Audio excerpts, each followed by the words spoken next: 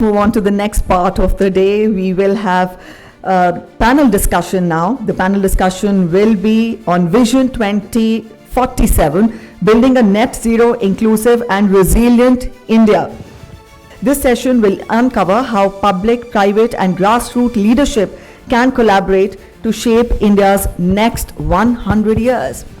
The moderator for this session will be Mr. Tara Chand, Head CSR, OakNorth and co-founder, Indian Association of CSR Sustainability and ESG Professionals. Panelists for this session will be Mr. Ramesh Kumar, co-founder, VayuJal Technologies, Dr. Bhawani Singh Rathore, PSSC Certified Renewable Energy Trainer, Dr. Kirti Sankhla, Assistant Professor, IIT Jodhpur, and Ms. Kavita, Head CSR, CNH Industrial.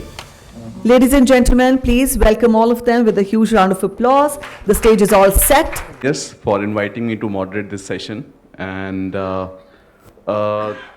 this session is, how we can achieve the vision of 2047 of net zero, building inclusive and resilient India. We have with us the panelists from diverse background. We have academicians, we have entrepreneurs, we have trainers, and we have CSR and development professional who has been working on the ground to implement various climate resilient initiatives. So I would request all these speakers to introduce themselves and about their organization and what kind of work they are doing. Hello. Yeah, I am Dr. Bhawani Singh Rathore. I am renewable energy coach, trainer and consultant. This training I am providing through Kirti production, which is not only in the this training and coaching part, also in the social filmmaking.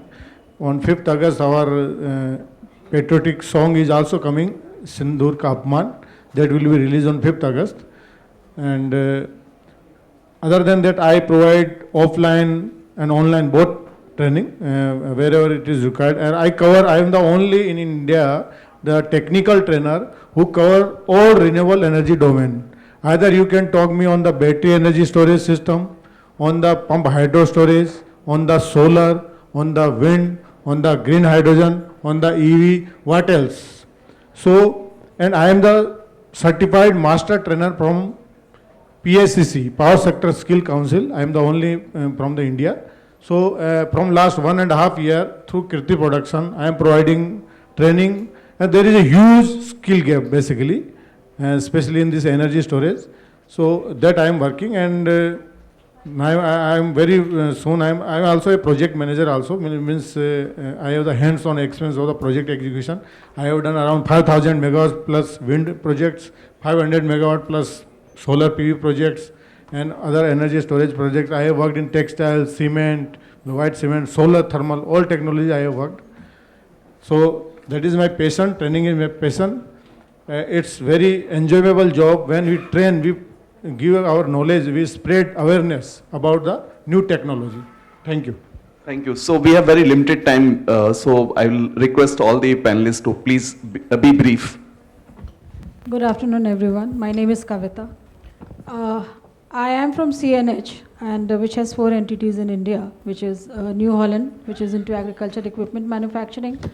The second one is CASE, which is into CASE construction equipment manufacturing. Third one is CNH Capital, which is into provision of loans to people who buy the product. And the third one is ITC, which is India Technology Center, which works on technology. And I head CSR for CNH, and I'm a core development sector professional. So I've with an experience of over 20 years. And it was a pleasure listening to people who started working on skill initiatives in Kashmir. We were there in 2010 till 2015 doing the Himayat project with the government. And earlier also from 2006, when we did the MORD projects for people in Bihar and Jharkhand and then mainstreaming them. And I would like to talk to them offline. So we actually also helped into mainstreaming the Kashmir youth into India. And I've worked all across the sector, but what I am doing right now is also on sustainability, which I would talk about later. So I will pass on the mic to my co-panelist. Oh, you have it. Okay. Hi, my name is Ramesh. I'm co-founder and CEO at VayuJal Technologies. We are making machines which makes water from air. So these machines are usually helpful in areas where we do not have water available, specifically, let's say the deserted area or the Badmer, or the areas where we have water but we cannot use the existing facilities such as RO, or uh, contaminant specific technologies which cannot be useful. So we have been doing this since last 7 years. We have done around 150 projects in India, projects in Europe and Sri Lanka, and yeah, that's so. We are specialized in this to make sure that we are making more water from air by spending less energy. So that's the key USP for us. Looking forward to speaking with you all. Thank you. Good afternoon, everyone. First of all, I would like to thank the organizers for having us here as academic partner.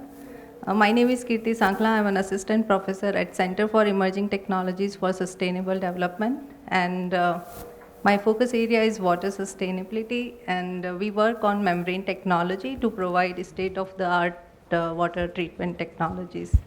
Thank you. So, Dr. Kirti, I would like to start with you only. So how can India ensure sustainable water management by 2047 in the face of challenges like growing water demand, pollution, climate included stress on water resources? And in Delhi, over 50% of population is living in unauthorized colonies, where most of them are drawing water from the ground. So such kind of challenges, how you see that we can resolve such kind of issues? Okay, so the question, I think it has multiple components in it. One thing is we do need water treatment technologies, but overall what you also addressed is overexploitation of groundwater or safe access to water. So these things are not only related to technology, they are also related to policy and governance. But I will focus on treatment or like the technology part. So what we can do is we can provide point of use water treatment solutions to them. For example, VayuJal is one solution. There can be other filters which can be provided to people directly to use before they are drinking the water. To stop over exploitation of groundwater, as you are mentioning in Delhi they are doing unauthorized water exploitation. So that is, we need strong policies in place. And we need a strong governance. So that should be stopped actually. Otherwise, it will not be sustainable in long run. Mr. Ramesh, I have the second question from you. So you work on, drawing water from the air. What is the, scalability of such kind of solutions? Can we, provide water in disaster-prone areas like drought-affected areas, or where access to water is really difficult? Yeah. So the good thing about these machines are that they do not use any point of raw water. So they can be put up anywhere. For example, when we talk about so I'll just break this question into scalability and disaster relief activities. So you have these machines do not require any feed water, but then with these machines you can make water. For example, we have machines, 5 models. The smallest is 40 liters per day, and it goes till 3,000 liters per day. And so with that is a modular system, so you can do the scalability. So somewhere we can do 40 liters per day, somewhere we can do 40,000 liters per day as well. Now, when it comes to putting these products to disaster relief. Now, the first thing that happens in disaster is that you run out of the basic facilities, which are power or water. So, in fact, my first project was on natural calamities to get drinking water. So, in such scenarios, you can have such machines, powered by diesel generators, or that's the main thing that can that can provide water there. So this is so unless energy becomes a limitation source for these machines, you can actually use this machine for disaster reliefs. But energy will always remain remain an issue in such kind of areas, and even in other areas as well.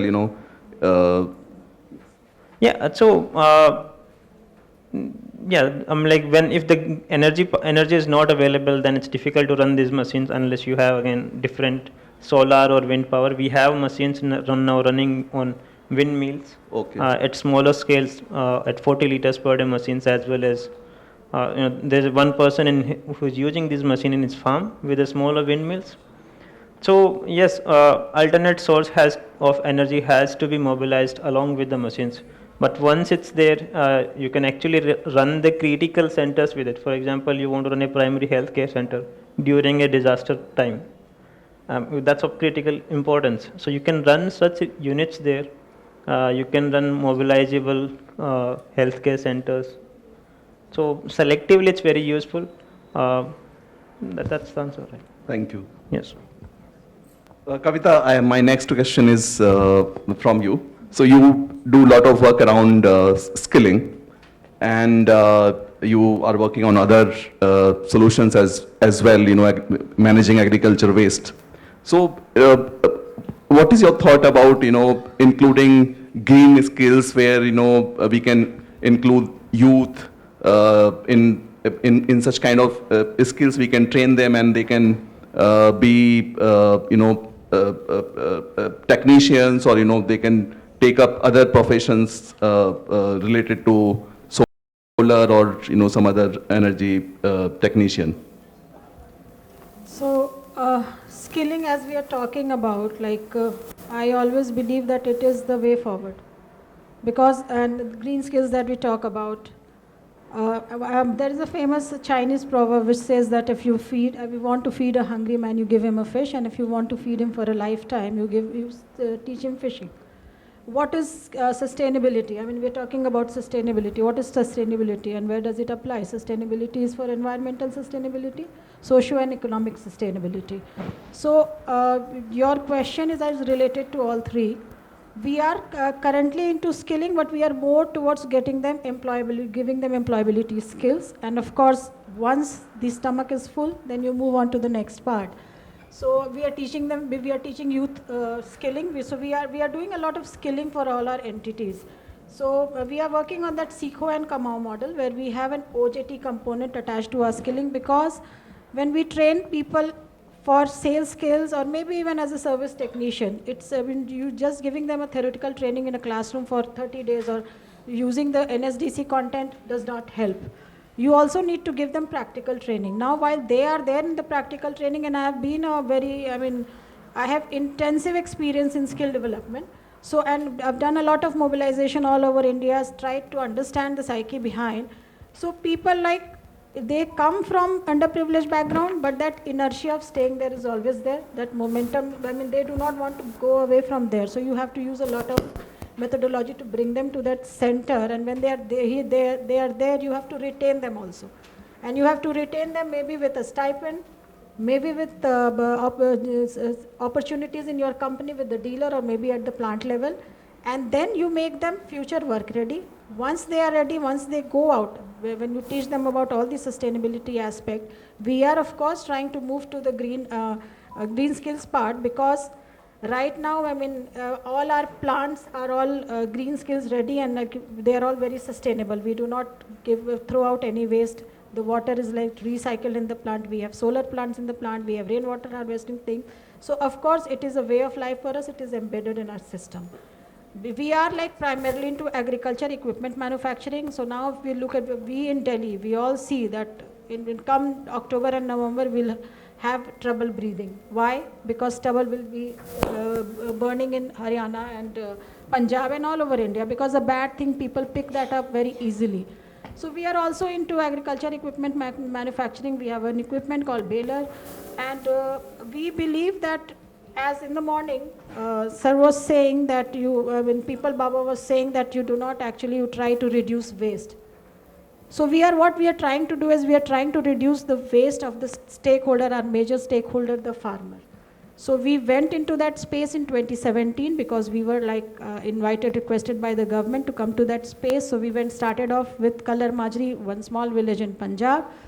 And we reached out for this prevention of crop stubble burning, and everyone would think that we were actually willing to take up that responsibility to teach them how to bale, give them the machinery, also the operational expenses. But people, as I said, are very happy to be in the condition that they are in. So they refuse to budge. It required a lot of counseling, it required a lot of meetings to get them to agree that you just hand over your farm fields to us, we will get that baled, and then you don't have to do anything, but we are going to show you a sustainable way of doing it. What is sustainability? We told them that this is not waste, this can be turned into wealth. And I don't know how many of you know this, the stubble or the straw, parali, that is there in that ground can be sold to power plants to produce plants. The people are using it at Uttarakhand to make houses, and of course it has its usages in this fruit and other storages. So we use that methodology, we started off on our own. The farmers saw that the operator who did that thing was actually earned revenues out of it. Next year they came to us saying that you teach us how to operate the machines, we want to do this in the village. In 2018, they were mentioned in Man Ki Baat by Prime Minister that that was the only village which remained smoke-free, not an inch of land was burnt.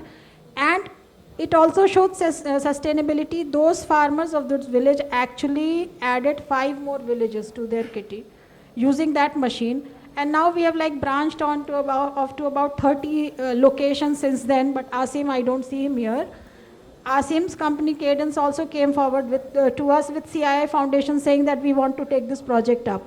Deloitte joined hands with us, and they are like in 45 locations. So that power of, harnessing sustainability. Asim is here. Asim, I was talking about your favorite project. So I said how we joined hands, and maybe you can also be a witness when the question is thrown out to the audience. So this is the way forward, and this is what we are doing in the sustainability part. Dr. Rathore, I would ask an extension to this question. Do we have enough professionals, trained professionals in engineers, technicians, entrepreneurs in solar, wind, battery storage, or, other energy fields? Do we have enough professionals who are trained in such a kind of field? And what do you, see, is there any need of developing a cadre of such kind of trained professionals? Yeah. Thank you. Thank you, Mr. Tarajan, for asking the question. Actually, we have to understand 3 years, 2030 target, then 2047 target, and 2070 target. That is the net zero is 2070, means neutralization. Overall, we cannot reduce total carbon emission, but yes, we can neutralize it. 2047 is the energy security and self-reliant India. For that, our energy demand is continuously increasing. Or we have, because the solar and wind, these are the power intermittent in nature. So for that, we have to go for the energy storage, because we cannot dependent on the fossil fuels always. Okay, coal thermal power plant, that will be reduced. So all these means these renewable energy projects, operation maintenance, all these things, we required skilled manpower. So whenever we see in our organization, wherever, people are coming from the engineering college or any other colleges, either from some certification courses, but they are not practical, they are not skilled. Our education system is like that, whatever we are reading in the colleges or like that, they are just for the college only. Once they come into the field, things are totally different. Maximum thing is the people management, first of all. Then you should be the technically sound also. That comes through the hands-on job only. Once you will do by your own hands, then only you come to know how the things can be done. For that purpose, I started these things. On job means I am doing the hybrid training also. Hybrid where, like I am the, just like you have listened about the Indian Cricket League, you have seen IPL. Same we have started the SPL, Solar Premium League. Already 4 season is completed. This is a solar is my passion is the organization. 5th season is going to happen on 3rd to 5th October in New Delhi, or I am the judge there always. What we taught there, 3 kilowatt solar rooftop system is, there are the teams from all over India comes there. They install this 3 kilowatt solar rooftop system, including inverter, modules, structure, everything, ACDB, DCDB, and they start generation itself. They get award also, up to 5 lakh award is there. So this is the way. Another thing is that I am planning, we have the India's first regional driving training center also at our Ajmer RDTC, Singh, which is the India first. This is with the international accreditation where we are providing skill-based training, means knowledge-based, sense-based and skill-based training to drivers. These drivers are going to Saudi Arabia or now in the Europe also, the driver will be sent. So that is the thing in the driver also. In the renewable energy as a allied services, we are providing training at RDTC, Singh, you can search in the Google also. As well as through classroom training, this energy storage, again I am telling, energy storage, there are only two mainly storage is used, that is a battery energy storage, is the booming technology in 2025. But I am the best expert because from last 6 months I am highly involved in providing the training, coaching, consulting, and training program also. Multiple training programs I have organized. Recently on the best design, my program is running. Sunday means tomorrow is again a session. So skill requirement is used, not the knowledge, skill. And skill will come only through the skill-based training, means on-job training, like Madam said that we are providing the OJT, on-job training. That is must, because people need to, how to work at site, that is important. They should know the people management, how to treat the people, how to treat the machine, how to do the work at site, basically. So that is the thing, and for that purpose, I am continuously striving. And again, just I told that in Jammu Kashmir also they are doing skill-based training. So I am ready to provide free training, solar, wind, energy storage, whatever in renewable energy domain. I can go there also. Many colleges also invited. I have been speaker at international conference by State Germany. I have been speaker at National Federation of Engineers. Recently I have been speaker on the energy storage at Vijayawada, Andhra Pradesh. So this is the way I am doing. Thank you. Yeah, you want to say something? Yeah. So my next question is from all of you. Scale is a challenge, and how we can achieve that scale, whether, in your case where you are working with this VayuJal, drawing water from the air, or, other kind of solutions you are providing. How we can achieve that scale, whether, if we want to train people at large scale, Skill-based training required, like what I said, in solar Premier League, SPL we have started like that. In SPL what we do, we collect teams of 6 people or 4 people from all India. They come and showcase their skills there. Okay, and other people who are looking there, they also learn. Means what is the problem? Like consumer, who is the, for example, solar rooftop.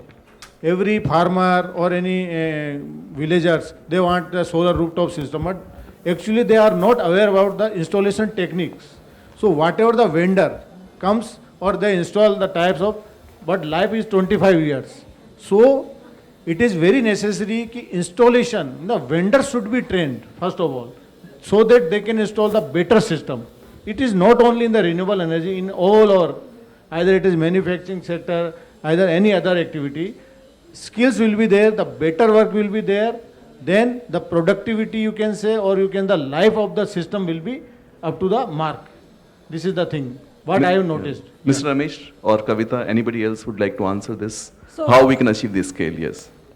Okay, so to answer the bailing part that I was coming to, of course it is scalable in the sense that you require more hands, you require more people to join hands with you. And as I said, we set an example, government came in, other corporates have come in, so Asim can add to that because he saw that example, CII saw that example. And that we have followed a very interesting model. So what we do when we exit, everyone has an exit plan when we exit the projects. When we exit our projects, we hand over all the equipment, tractor, baler, mulcher and rake to FPOs, Farmers Producers Organization. And you would be surprised to know that these people are so enterprising, the farmers.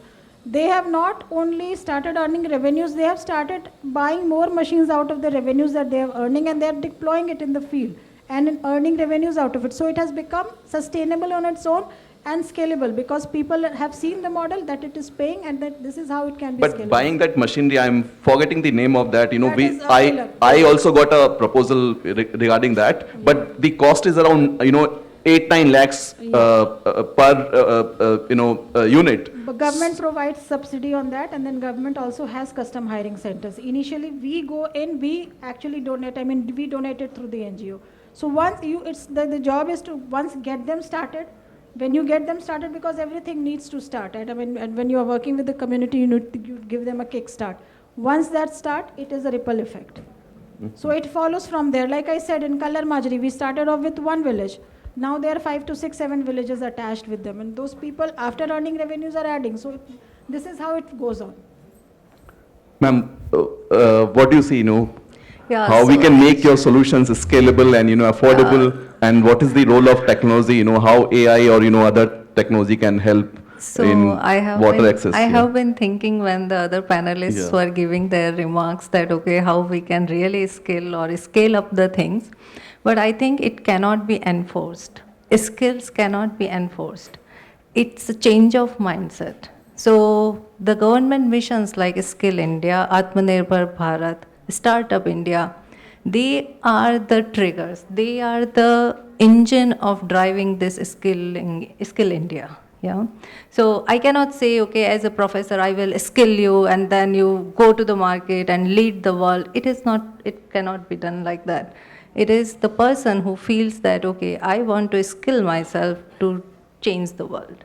So this is my point of view. So how this VayuJal can be adopted by, at a larger scale by people?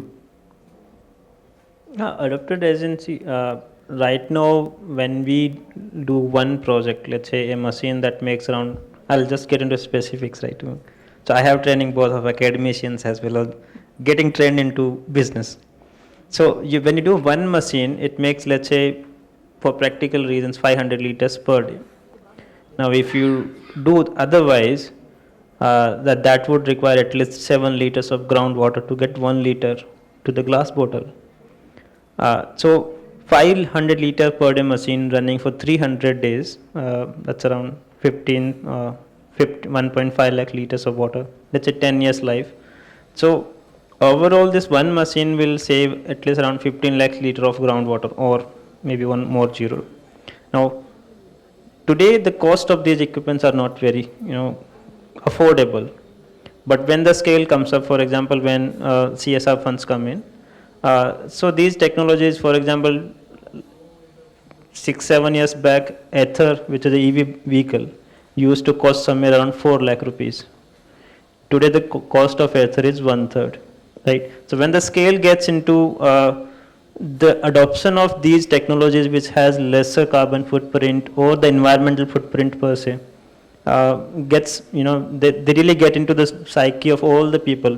Because if 1 lakh people start using Ether, or 1 lakh people start using VayuJal, then you're actually contributing, or you're actually saving billion liter of water, or saving billion liter of the crude oil, which otherwise we would have, taken out or converted into emission. So yes, more technology has to come out, more sponsorship to take for early adoption has to be done, and then the scalability for masses to adopt it. Yeah, so our time is over. I think what we did in Gujarat, we had this water ATM project. Maybe going forward for scalability, because people will have to pay for it, and then it can only be scalable. You can have CSR funds for a while. You can just not rely on charity to scale this up. It's a good project. If it happens, if people adopt it, maybe going forward you can have water ATMs, people pay for it, and then it becomes self-sustainable. It pays for the electricity that we were talking about. I asked him who pays for the electricity, because we are bound by CSR rules. I would do it for 3 years and get out.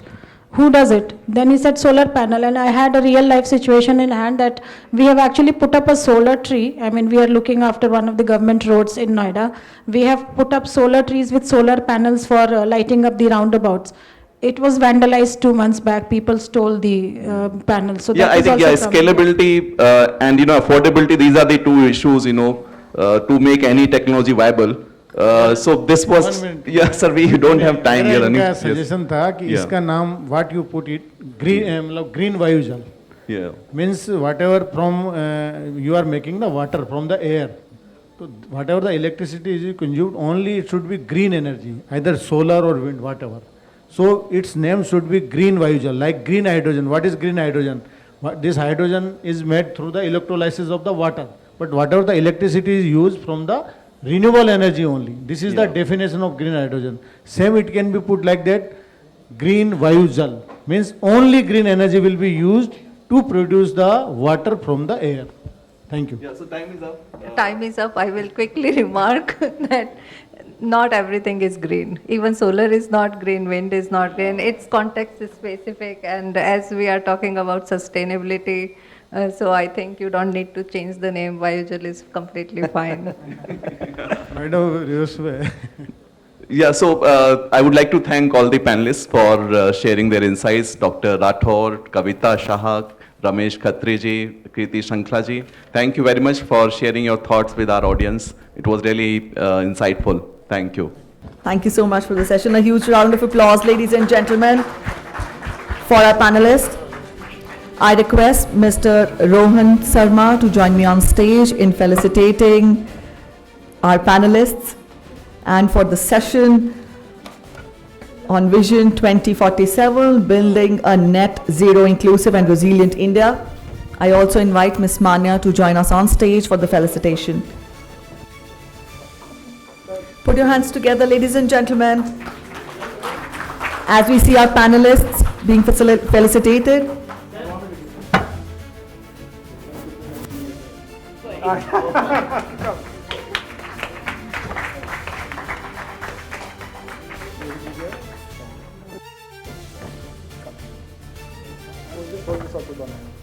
Please continue the applause, ladies and gentlemen.